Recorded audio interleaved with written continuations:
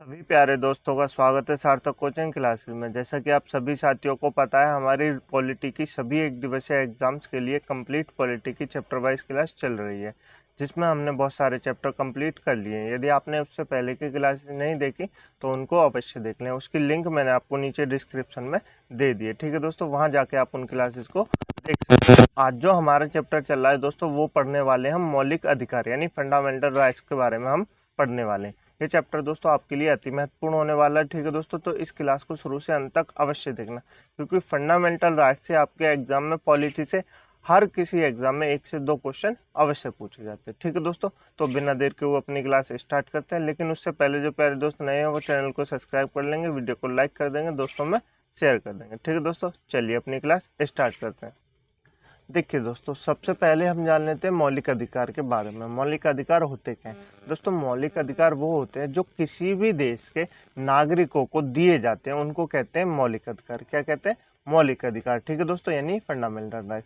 अब ये fundamental right दोस्तों, मैं आपको सबसे पहले बता दूं, ये फंडामेंटल राइट्स क्या हैं दोस्तों? जैसे कि हमको दोस्तों बोलने का अधिकार है। कैसे बोलने का अधिकार है? ये तो हमारा फंडामेंटल राइट्स है। ऐसा नहीं है कि हम नहीं बोल सकते, कोई सरकार आए और कह दे कि आप नहीं बोल सकते, हमारे फंडामेंटल राइट्स को छीन लेके आप बोल, आज से कोई बोलेगा नहीं, तो ऐसा नहीं हो सकता। तो जो संविधान का रक्षक है ना दोस्तों, संविधान का रक्षक कौन है? तो आप बताएंगे सुप्रीम कोर्ट है। कौन है? सुप्रीम कोर्ट है। सुप्रीम कोर्ट इस बिल को मना कर देगा कि ऐसा बिल नहीं आ सकता। मनुष्य का बोलना हर किसी व्यक्ति का अपना फंडामेंटल राइट्स है। ठीक है दोस्तों, क्लियर हुआ? बिल्कुल क्लियर हो गया होगा। देखिए दोस्तों, हमने फंडामेंटल राइट्स लिए कहाँ से? तो ये लिए हमने अमेरिका से। कहाँ से लिए? अमेरिका से लिए। और ये किस भाग में? भाग नंबर 3 में। ठीक है दोस्तों, अनुच्छेद 12 से लेके 35 तक है। कहाँ तक है? अनुच्छेद 12 से लेके 35 तक है। ठीक है दोस्तों, भारतीय नागरिकों को 6 मौलिक अधिकार प्राप्त हैं। कितने प्राप्त हैं? भारतीय नागरिकों को 6 मौलिक अधिकार प्राप्त है। कौन कौन से? सबसे पहले जान लेते हैं। समानता का अधिकार यानी राइट टू इक्वलिटी, उसके बाद स्वतंत्रता का अधिकार यानी राइट टू फ्रीडम, उसके बाद शोषण के विरुद्ध अधिकार राइट अगेंस्ट एक्सप्लॉयटेशन एंड धार्मिक स्वतंत्रता का अधिकार। ठीक है दोस्तों, और शिक्षा एवं संस्कृति का अधिकार और संवैधानिक उपचारों का अधिकार। ठीक है दोस्तों, तो 6 प्रकार के मौलिक अधिकार प्राप्त है। ठीक है दोस्तों, समानता का अधिकार यानी राइट टू इक्वलिटी अनुच्छेद 14 से लेके 18 तक है। कहाँ से? अनुच्छेद 14 से लेके 18 तक है। ठीक है दोस्तों, और स्वतंत्रता का अधिकार अनुच्छेद 19 से लेके 22 तक है। ठीक है दोस्तों, शोषण के विरुद्ध अधिकार अनुच्छेद 23 से लेके 24 तक है। धार्मिक स्वतंत्रता का अधिकार अनुच्छेद 25 से लेके 28 तक है। उसके बाद शिक्षा एवं संस्कृति का अधिकार जो है अनुच्छेद 29 से लेके 30 तक है। और बाकी संवैधानिक उपचारों का अधिकार अनुच्छेद 32 तक है। ठीक है दोस्तों, ये क्लियर हुआ आपको? बिल्कुल क्लियर हो गया होगा। अब चलते हैं दोस्तों, ये जो अनुच्छेद दिए हैं आपको, ये जो फंडामेंटल राइट दिए हैं, जैसे समानता का अधिकार अनुच्छेद 14 से 18 तक, इनके बारे में जान लेते हैं क्या क्या है। ठीक है दोस्तों, तो आपको ये याद रखना है, भारतीय नागरिकों को कितने प्रकार के मौलिक अधिकार प्राप्त है? तो आप बताएंगे 6 प्रकार के मौलिक अधिकार प्राप्त हैं। कितने प्रकार के प्राप्त है? 6 प्रकार के मौलिक अधिकार प्राप्त है। ठीक है दोस्तों, आगे चलिए आगे चलते हैं। अब जान लेते हैं दोस्तों, सबसे पहले संवैधानिक उपबंध। संवैधानिक उपबंध मतलब क्या होता है? देखिए दोस्तों, एक तो भारतीय नागरिकों को मौलिक अधिकार प्राप्त है, और एक ऐसे जो भारतीय नागरिक और विदेशी नागरिकों को भी प्राप्त है। ठीक है दोस्तों, तो ये जान लेते हैं। देखिए दोस्तों, केवल भारतीय नागरिकों को प्राप्त मूल अधिकार कौन कौन से? एक तो दोस्तों सबसे पहले नोट करेंगे हम, धर्म, मूल, वंश, लिंग, जन्म स्थान के आधार पर विभेद का प्रतिषेध नहीं है। ये अनुच्छेद 15 में कहा गया है। ये किसके लिए दोस्तों? केवल भारतीयों के लिए। ठीक है दोस्तों, तो आप ये नोट करेंगे। लोक नियोजन के विषय में अवसर की समानता, ये भी भारतीयों के लिए।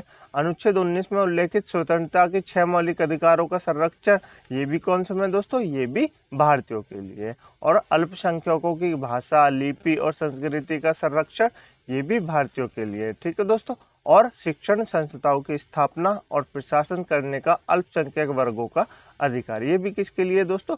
ये भी केवल भारतीयों के लिए मूल अधिकार है। अब दोस्तों, भारतीय एवं विदेशी नागरिकों को प्राप्त मूल अधिकार, इनके बारे में जान लेते हैं। ठीक है दोस्तों, तो जान लेते हैं। पहला है दोस्तों कानून के समक्ष समानता यानी right to equality, right to law मतलब। ठीक है दोस्तों, कानून के समक्ष क्या है दोस्तों? समानता है। ठीक है दोस्तों, उसके बाद अपराधों के दोष सिद्धि के संबंध में, ठीक है दोस्तों, सभी के लिए क्या है दोस्तों? सभी के लिए संरक्षण है, ये भारतीय भी हो चाहे विदेशी भी हो, सभी को ये मौलिक अधिकार प्राप्त है।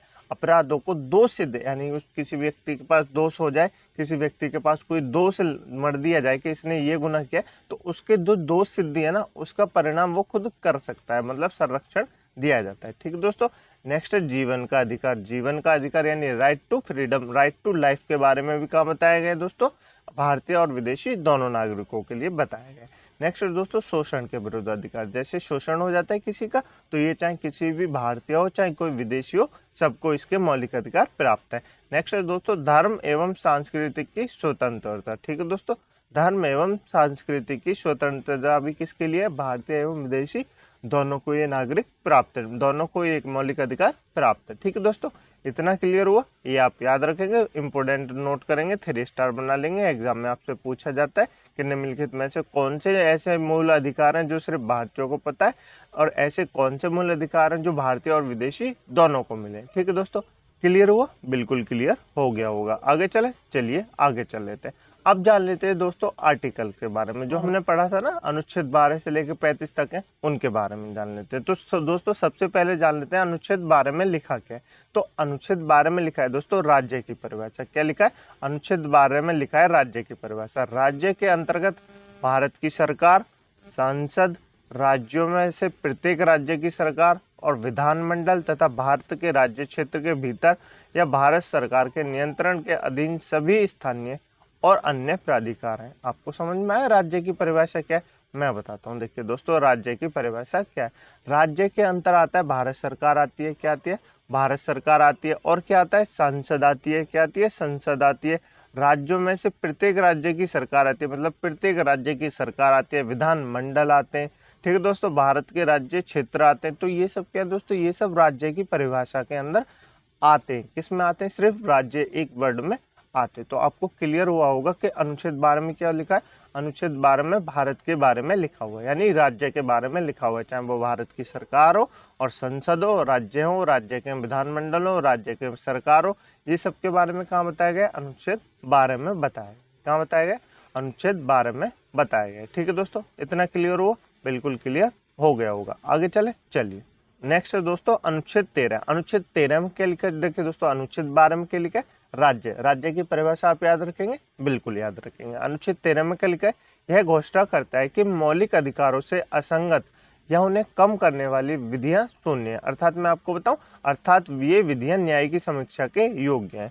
यह उच्चतम न्यायालय एवं उच्च न्यायालय को शक्ति प्रदान करता है, जिनके आधार पर मूल अधिकारों से असंगत विधियों को अवैध घोषित करते हैं। आपको समझ में आया, नहीं आया, मैं आपको बताता हूँ क्या है दोस्तों। देखिए दोस्तों, जैसे अपने मौलिक अधिकार है, मौलिक अधिकारों को कोई उल्लंघन कर दे, जैसे सुप्रीम कोर्ट मैंने बताया आपको, जैसे कि कोई सरकार ले आए कि कोई व्यक्ति बोलेगा नहीं, आज से क्या दोस्तों, कोई व्यक्ति बोलेगा नहीं, तो ये तो व्यक्ति के खिलाफ हो जाएगा, उसके तो मौलिक अधिकार के बोल तो हो सकता है। ठीक है दोस्तों, वो तो हो सकता है, ये तो उसके क्या है, ये तो इसका मौलिक अधिकार है। लेकिन किसी सरकार ने लेके आ गया कि आज से कोई व्यक्ति नहीं बोलेगा, तो सुप्रीम कोर्ट क्या करेगी दोस्तों, हमारे जो संविधान की रक्षक है, मैंने आपको बताई कौन है, सुप्रीम कोर्ट है। सुप्रीम कोर्ट क्या करेगी, सुप्रीम कोर्ट इस बिल को खारिज कर देगी। क्या कर देगी, खारिज कर देगी कि ऐसा बिल नहीं लाया जा सकता, ये व्यक्ति के मौलिक अधिकार के खिलाफ है। ठीक है दोस्तों, क्लियर हुआ, बिल्कुल क्लियर हो गया होगा, क्योंकि ये मौलिक अधिकार क्या है दोस्तों, मौलिक अधिकार न्यायिक समीक्षा के योग्य है। क्या है, न्यायिक समीक्षा के योग्य है। इनको सुप्रीम कोर्ट और हाई कोर्ट दोनों देख सकते हैं। ठीक है दोस्तों, आपको क्लियर हुआ, बिल्कुल क्लियर हो गया होगा। अब जान लेते हैं दोस्तों अनुच्छेद के बारे में। अब क्या जान लेते हैं दोस्तों, अब अपने उनके बारे में जान लेते हैं, मौलिक अधिकारों के बारे में। इनको आप 3 स्टार बना के इंपोर्टेंट लिखेंगे, क्योंकि एग्जाम में आपसे क्वेश्चन पूछे जाते हैं। तो सबसे पहले जान लेते हैं समानता का अधिकार, यानी राइट टू इक्वलिटी के बारे में। क्या दोस्तों, राइट टू इक्वलिटी के बारे में। तो राइट टू इक्वलिटी में सबसे पहले मैं आपको यही पूछ लूं कि समानता के अधिकार में कितने मौलिक अधिकार हैं। समानता के अधिकार में कितने मौलिक अधिकार हैं, तो कितने बताएंगे आप, 14 से लेके 18 हैं। अब कुछ 14 से लेके 18 के बीच में लगा देगा, इसके 14 से 18 के बीच में तो 4 होंगे। कितने होंगे, 4 होंगे, लेकिन 4 नहीं होते, उनको गिनना है। 14, 15, 16, 17, 18 कितने हो गए दोस्तों, 5 हो गए। कितने हो गए, 5 हो गए। तो आप बताएंगे समानता के अधिकार कितने, 5 है। सबसे पहले अधिकार कौन सा है? अनुच्छेद 14, जो कि किसके समक्ष है? विधि के समक्ष समानता। क्या है दोस्तों? विधि के समक्ष समानता। विधि के समक्ष समानता कैसे होता है? ये किसको प्राप्त है? दोनों को प्राप्त है, विदेशी नागरिकों को भी और भारतीयों को तो प्राप्त है ही है। विधि के समक्ष समानता कैसे होता है दोस्तों? कोई भी राज्य सरकार किसी भी व्यक्ति को अगर उसने कोई अपराध नहीं किया है तो उसको संरक्षण नहीं, उसको संरक्षण देगी। क्या दोस्तों? उसको संरक्षण अवश्य देगी। विधि के मतलब कानून के सामने सभी समान होने चाहिए, चाहे वो भारत के किसी भी क्षेत्र में कोई भी इंसान क्यों ना हो। ठीक है दोस्तों, उसको कहते हैं विधि के समक्ष समता। ठीक है दोस्तों, क्लियर हुआ? बिल्कुल क्लियर हो गया होगा। नेक्स्ट है दोस्तों अनुच्छेद 15। अनुच्छेद 15 क्या कहता है दोस्तों? अनुच्छेद 15 कहता है, आर्टिकल 15 कहता है, धर्म, वंश, जाति, लिंग और जन्म स्थान आदि के आधार पर मतभेद नहीं होना चाहिए, यानी भेदभाव नहीं किया जाना चाहिए। ठीक है दोस्तों, ये क्या कहता है?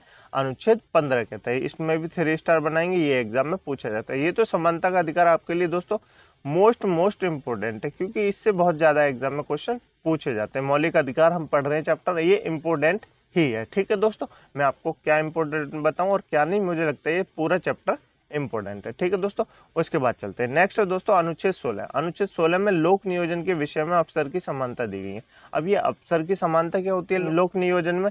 देखिए दोस्तों, मैं आपको बता देता हूँ। जैसे कोई भी सरकारी जॉब हो, उसमें क्या हो, उसमें कोई भी व्यक्ति, कोई भी जाति का हो, कोई भी किसी का हो, कोई भी लिंग का हो, उनको समान अवसर दिए जाने चाहिए। क्या दोस्तों? उनको समान अवसर प्रदान किए जाने चाहिए, ये कहता है अनुच्छेद 16। ठीक है दोस्तों, अनुच्छेद 15 क्या कहता है? अनुच्छेद 15 कहता है किसी भी जाति का धर्म, वंश, जाति, लिंग और जन्म स्थान के आधार पर किसी भी व्यक्ति में मतभेद नहीं किया जाना चाहिए, यानी भेदभाव नहीं किया जाना चाहिए। ठीक है दोस्तों, क्लियर हुआ? बिल्कुल क्लियर हो गया होगा। नेक्स्ट है दोस्तों अनुच्छेद 17। अनुच्छेद 17 क्या कहता है? अनुच्छेद 17 कहता है, इसको इंग्लिश में कहते हैं अनटचेबिलिटी। क्या कहते हैं? अनटचेबिलिटी, यानी छुआछूत, अस्पृश्यता का अंत। क्या दोस्तों? छुआछूत, अस्पृश्यता का अंत। ठीक है दोस्तों, अनटचेबिलिटी का अंत, इसको कहते हैं अनुच्छेद 17 में। किसमें?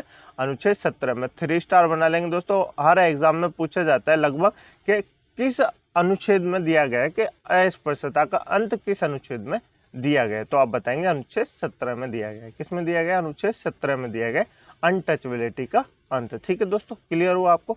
बिल्कुल क्लियर हो गया होगा। अनुच्छेद 17 मतलब ये अस्पृश्यता क्या होता है? जैसे दोस्तों आपने देखा होगा आदिवासी लोग होते हैं, उनको मतलब लोग भी कम मानते कि ये तो गंदे हैं, तो उनको छूने मतलब ऐसे होता है ना कि लोग जाति का मतभेद करते होता है ना दोस्तों, तो उनके लिए दोस्तों उसका अंत करने के लिए आया है अनुच्छेद 17। क्या दोस्तों?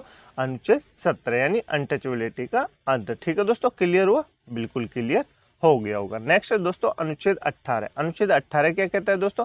उपाधियों का अंत। उपाधियों का अंत कैसे दोस्तों? देखिए दोस्तों, किसी भी व्यक्ति कोई भी किसी और से, किसी भी देश विदेश से बिना भारत सरकार की मदद के उपाधि नहीं ले सकता। क्या दोस्तों? उपाधि नहीं ले सकता जब तक भारत सरकार ना कहे। देखिए दोस्तों, उपाधि कैसी कैसी है? सैनिक की उपाधि जो है वो अब भी हैंगी। क्या दोस्तों? सैनिकों की उपाधि जो है, जैसे सुरक्षा के लिए उपाधि दी जाती है, ये अब भी हैंगी। ठीक है दोस्तों, टीचरों के लिए होती है, बिल्कुल होती है, ये उपाधियां अब भी हैंगी। लेकिन जो बाकी उपाधियां किसी व्यक्ति को किसी और अन्य देश के द्वारा मिल रही हो, वो नहीं दी जाएंगी, उनका अंत हो गया। क्लियर हुआ? आपको क्लियर हो गया होगा। मुझे उम्मीद है आपको समानता का अधिकार समझ में आ गया होगा और ये आपने नोट कर लिया होगा। आगे चलिए आगे चलते हैं। नेक्स्ट दोस्तों स्वतंत्रता का अधिकार। स्वतंत्रता का अधिकार यानी right to freedom. Right to freedom कहाँ से कहाँ तक है? आर्टिकल 19 से लेके आर्टिकल 22 तक है। कहाँ तक है? आर्टिकल 19 से लेके आर्टिकल 22 तक था। ये मैंने आपको बता दिया। तो कितने हो गए बताइए जरा दोस्तों? 19, 20, 21, 22 कितने हो गए? 4 आर्टिकल कितने स्वतंत्रता के अधिकार में। ठीक है दोस्तों, सबसे पहले जान लेते हैं अनुच्छेद 19 के बारे में। अनुच्छेद 19 के बारे में क्या कहते हैं? देखिए दोस्तों, आर्टिकल 19 में हमको 6 प्रकार की स्वतंत्रताएं दी गई हैं। कैसी दी गई हैं? 6 प्रकार की स्वतंत्रताएं दी गई हैं। पहली, विचार और अभिव्यक्ति की स्वतंत्रता। दूसरी, अस्त्र शस्त्र रहित यानी बिना अस्त्र शस्त्र के शांतिपूर्ण सम्मेलन की स्वतंत्रता। समुदाय या संघ निर्माण की स्वतंत्रता। भ्रमण की स्वतंत्रता। निवास की स्वतंत्रता और व्यवसाय की स्वतंत्रता। मैं आपको बताता हूँ 6 प्रकार की स्वतंत्रताएं कैसी कैसी हैं। देखिए दोस्तों, एक तो आप विचार और अभिव्यक्ति की स्वतंत्रता। विचार यानी आप कुछ भी सोच सकते हैं, कुछ भी कर सकते हैं, ये क्या है? आपके विचार और अभिव्यक्ति की स्वतंत्रता है। उसके बाद दूसरी है, बिना लड़ाई झगड़े के आप शांतिपूर्ण सम्मेलन कर सकते हैं। उसके बाद समुदाय और संघ निर्माण कर सकते हैं, यानी संघ जैसे आप कोई वो बना लें अपना, क्या कहते हैं, ग्रुप बना सकते हैं। ठीक है दोस्तों, उसके बाद आप पूरे भारत में, भारत के किसी भी कोने में भ्रमण कर सकते हैं, ये आपकी स्वतंत्रता है। अब तो जम्मू कश्मीर भी आता है क्योंकि आर्टिकल 370 उससे हट गया है, पहले जम्मू कश्मीर में ये नहीं था। ठीक है दोस्तों, क्लियर हुआ, बिल्कुल क्लियर हुआ। उसके बाद निवास की स्वतंत्रता, पूरे भारत में आप कहीं भी रह सकते हैं, चाहे आप जम्मू कश्मीर में रहना चाहे तो आप जम्मू कश्मीर में भी रह सकते हैं, और पूरे भारत में कहीं भी आप व्यवसाय कर सकते हैं। क्लियर हुआ, बिल्कुल क्लियर हो गया होगा। नेक्स्ट है दोस्तों अनुच्छेद 20। अनुच्छेद 20 क्या है दोस्तों, अपराधों के लिए 2 सिद्ध का संरक्षण। अपराधों के लिए 2 सिद्ध का संरक्षण मैंने आपको बताया, जैसे किसी व्यक्ति ने कोई दोष कर दिया तो उसके लिए सुप्रीम कोर्ट या कोई भी कोर्ट उसको ये देगा कि आप अपने अधिकारों को सिद्ध करें, और उसके सिद्ध करने के लिए आपको हम संरक्षण देंगे। ठीक है दोस्तों, जब तक उस पर ये कानून सिद्ध नहीं हो जाते या अपराध सिद्ध नहीं हो जाते तब तक उसको अपराधी नहीं माना जाएगा। क्लियर हुआ, बिल्कुल क्लियर हो गया होगा। नेक्स्ट है दोस्तों प्राण और देह की स्वतंत्रता का अधिकार, अनुच्छेद 21। अनुच्छेद 21 प्राण और देह स्वतंत्रता का अधिकार। ट्रिपल स्टार बना लीजिए दोस्तों, 555 6 जितने बनाने हैं बना लीजिए, मोस्ट इंपोर्टेंट है, एग्जाम में पूछा जाता है। प्राण एवं देह स्वतंत्रता का अधिकार मतलब क्या होता है दोस्तों, जैसे आपके जीवन से मतलब आपका जीवन जीने के लिए जो जो चीज़ों की ज़रूरत है वो सारी इसमें आएंगी। जैसे आपके जीवन के लिए शिक्षा जरूरी है, आपके जीवन के लिए पानी जरूरी है, आपके जीवन के लिए खाना जरूरी है, आपके जीवन के लिए जितनी चीज़ें जरूरी है वो प्राण और देह स्वतंत्रता का अधिकार है। ठीक है दोस्तों, जैसे आपके लिए प्रदूषण क्या है, प्रदूषण खतरनाक है, आपके जीवन को कम कर रहा है, तो आप क्या चाहते हैं, आप क्या कर सकते हैं, आप उसको सुप्रीम कोर्ट में क्या कर सकते हैं, चुनौती कर सकते हैं कि मेरा प्रदूषण से मेरी जो है मेरे मौलिक अधिकारों का उल्लंघन हो रहा है, यानी कि अनुच्छेद 21 के द्वारा मेरे प्राणों को खतरा है। ठीक है दोस्तों, क्लियर हुआ, बिल्कुल क्लियर हो गया होगा।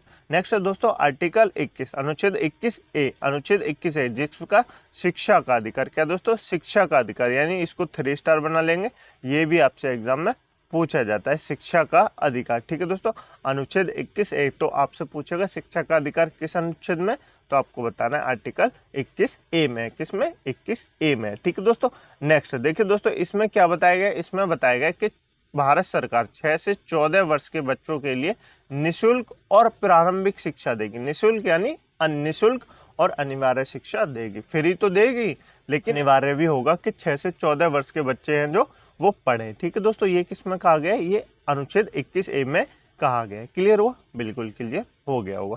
नेक्स्ट है दोस्तों आर्टिकल 22। आर्टिकल 22 में क्या कहा गया, कुछ दशाओं में गिरफ्तारी और निरोध का अधिकार। कुछ दशाओं में गिरफ्तारी अर्थात जैसे किसी व्यक्ति ने कोई अपराध किया तो उसको गिरफ्तार करने का अधिकार किसके पास है, ये भी उसका मौलिक अधिकार है कि उसको गिरफ्तार किया जा सकता है, और निरोध यानी वो अपनी सफाई में पूछ सकता है कि मुझे गिरफ्तार क्यों किया जा रहा है। क्लियर हुआ, बिल्कुल क्लियर हो गया होगा। आगे चले, चलिए आगे चलते हैं। अब जान लेते हैं दोस्तों शोषण के विरुद्ध अधिकार। शोषण के विरुद्ध अधिकार यानी राइट अगेंस्ट एक्सप्लोनेशन। शोषण के विरुद्ध अधिकार अनुच्छेद 22 से लेके 24 तक है। कहाँ तक है, अनुच्छेद 23 से लेके 24 तक है। तो 23 में क्या किया गया, अनुच्छेद 23 में कहा गया मानव के दुर्व्यवहार और बलात् श्रम का प्रतिषेध। बलात् श्रम मतलब दोस्तों बच्चों के श्रम से नहीं है, देखिए मैं आपको अभी बताऊंगा। दूसरे में बताया गया कारखानों आदि में बालकों के नियोजन का प्रतिषेध। देखिए दोस्तों इस दोनों में बहुत सारे लोग कंफ्यूज हो जाते हैं, मैं आपको बताता हूँ। बलात् श्रम होता है मतलब बलात् मतलब जबरदस्ती किसी से काम कराना, जबरदस्ती किसी से काम कराना। तो यहाँ बच्चों का सेंस नहीं आ रहा है। नीचे वाला जो अनुच्छेद 24 है इसमें बताया गया कि बच्चों से कारखाने में काम नहीं कराया जाएगा। ठीक है दोस्तों, 23 में बताया अनुच्छेद 23 में कि मानव से किसी भी व्यक्ति से दुर्व्यवहार यानी दुराचार और उसकी जबरदस्ती से उससे काम नहीं कराया जा सकता। ये किस में बताया गया, अनुच्छेद 23 में बताया गया है। क्लियर हुआ, बिल्कुल क्लियर हो गया होगा। ठीक है दोस्तों, नेक्स्ट है धार्मिक स्वतंत्रता का अधिकार। धार्मिक स्वतंत्रता का अधिकार, right to freedom of religion. ठीक है दोस्तों, तो अनुच्छेद 25, अनुच्छेद 25 से लेके कहाँ तक है दोस्तों, अनुच्छेद 28 तक है। कहाँ तक है, 25 से लेके 28 तक है। तो कितने हो गए अनुच्छेद, तो आप बताएंगे 25, 26, 27, 28 कितने हो गए, 4 हो गए। कितने हो गए, 4 हो गए। ठीक है दोस्तों, तो अनुच्छेद 25 में क्या कहा गया है, अनुच्छेद 25 में कहा गया धर्म को मानने और प्रचार प्रसार करने की स्वतंत्रता है। मतलब किसी भी व्यक्ति को किसी भी धर्म को मानने और उसका प्रचार प्रसार करने की स्वतंत्रता है। ठीक है दोस्तों, क्लियर हुआ? बिल्कुल क्लियर हो गया होगा। आर्टिकल 26 में क्या है दोस्तों? आर्टिकल 26 में धार्मिक कार्यों के प्रबंध की स्वतंत्रता, मतलब जो व्यक्ति किसी भी धर्म को मानेगा, उसका प्रचार प्रसार करेगा, उसके कार्य को भी अपने आप कर सकता है। ठीक है दोस्तों, उसमें कोई रोक नहीं है, ये उसका मौलिक अधिकार है। नेक्स्ट दोस्तों आर्टिकल 27। आर्टिकल 27 में क्या बताया गया? किसी विशिष्ट धर्म के लिए कर के सदय के बारे में स्वतंत्रता। देखिए दोस्तों, आर्टिकल 27 में बताया गया कोई भी राज्य सरकार या केंद्र सरकार सिर्फ किसी एक धर्म के नाम पे क्या नहीं मांग सकती? जैसे कि चंदा नहीं मांगते, ऐसे नहीं मांग सकती। जैसे कि हम कुछ बना रहे हैं तो आप इस धर्म के नाम पे हमको कुछ दे दीजिए, ये नहीं मांग सकते। ठीक है दोस्तों, यदि कोई अपनी मर्जी से चाहे तो वो दे सकता है, लेकिन ऐसा कोई बाध्य नहीं है कि उसको दे नहीं है। ठीक है दोस्तों, क्लियर हुआ? बिल्कुल क्लियर हो गया होगा। अनुच्छेद 28 क्या कहता है दोस्तों? अनुच्छेद 28 कहता है कुछ शिक्षा संस्थाओं में धार्मिक शिक्षा या धार्मिक उपासना में उपस्थित होने के बारे में स्वतंत्रता। मतलब देखिए दोस्तों, कुछ संस्थाओं में धार्मिक शिक्षा या धार्मिक उपासना में उपस्थित होने के बारे में स्वतंत्रता बताई गई है आर्टिकल 28 में। आपको क्लियर हुआ? बिल्कुल क्लियर हो गया होगा। आगे चलिए आगे चलते हैं। अब जान लेते हैं दोस्तों शिक्षा एवं संस्कृति का अधिकार। ठीक है दोस्तों, कल्चर एंड एजुकेशनल राइट। ठीक है दोस्तों, अनुच्छेद 29 से लेके अनुच्छेद 30 तक है। कहाँ तक है? अनुच्छेद 29 से लेके अनुच्छेद 30 तक है। ठीक है दोस्तों, अनुच्छेद 29 में क्या बताया गया? अनुच्छेद 29 में बताया गया अल्पसंख्यक वर्गों के हितों का संरक्षण। क्या बताया गया? अल्पसंख्यक वर्गों के हितों का संरक्षण। ठीक है दोस्तों, अनुच्छेद 30 में क्या बताया गया? शिक्षा संस्थाओं की स्थापना और प्रशासन करने का अल्पसंख्यक वर्गों का अधिकार। ठीक है दोस्तों, क्लियर हुआ? बिल्कुल क्लियर हो गया होगा। नेक्स्ट दोस्तों धार्मिक स्वतंत्रता का अधिकार। धार्मिक स्वतंत्रता का अधिकार किसमें बताया गया? Right to freedom of religion, ये बताया गया अनुच्छेद 32 में। किसमें बताया गया? अनुच्छेद 32 में। इस भाग द्वारा प्रदत्त अधिकारों को प्रवर्त्य कराने के लिए अधिकार। देखिए दोस्तों, मैं आपको बताता हूँ ये क्या है। अनुच्छेद 32 क्या है? देखिए दोस्तों, हमारे जितने मौलिक अधिकार है हमने पढ़ लिए। ठीक है दोस्तों, इनका संरक्षण कराने के लिए जो आया है ना, उसको कहते क्या? वो है अनुच्छेद 32 में। क्या वो है? अनुच्छेद 32 में।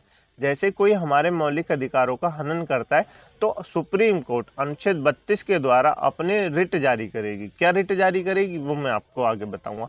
और क्या दोस्तों, सुप्रीम कोर्ट एक रिट जारी करेगी, उसके द्वारा हमारे अनुच्छेदों को, मतलब हमारे मौलिक अधिकारों को बचाया जा सकता है। ठीक है दोस्तों, देखिए दोस्तों, इसको देखिए दोस्तों, भीमराव अंबेडकर ने क्या कहा? भारत के संविधान की आत्मा कहा है। क्या कहा है? भारतीय संविधान की आत्मा का है। किसने कहा है? भीमराव अंबेडकर ने। ये आप याद रखेंगे। ठीक है दोस्तों, अनुच्छेद 32 के द्वारा, अनुच्छेद 32(2) के द्वारा 5 प्रकार की रिट कौन जारी करता है? सुप्रीम कोर्ट करता है। कौन कौन सी रिट है दोस्तों? ये इनके बारे में जान लेते हैं। एक तो बंदी प्रत्यक्षीकरण, जिसको क्या कहते हैं? हाबियस कॉर्पस कहते हैं। क्या कहते हैं? हाबियस कॉर्पस कहते हैं। इनका नाम आप इंग्लिश में भी याद रखेंगे। क्यों याद रखेंगे? क्योंकि आपसे एग्जाम में इंग्लिश में भी इनका नाम दे दिया जाता है, हिंदी में ना देके सिर्फ ऐसा दे देगा हैबियस कॉर्पस क्या है, तो ये आपको बताना पड़ेगा क्या है।